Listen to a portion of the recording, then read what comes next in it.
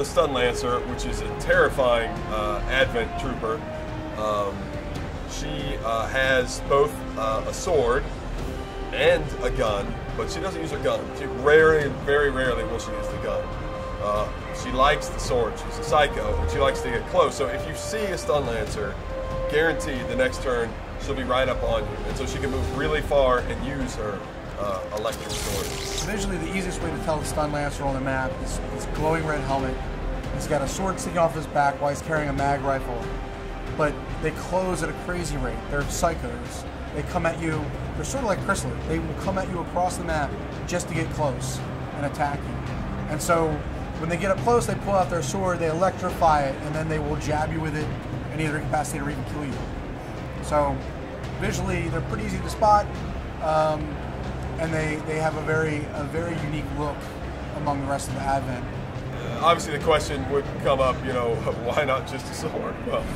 Well, because sword's not enough.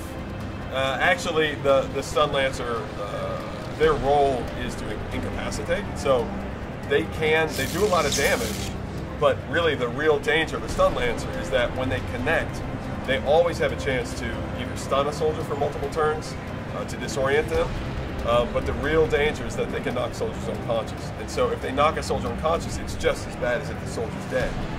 That soldier's out of that combat mission unless you can revive them. So they have this sort of electrified sword baton nightmare tool that they use to knock your soldiers out. You know, the Stun Lancers are super cool. They're great. I mean, they were so much fun to design. I love to look at them, but I don't like to see them on the battlefield.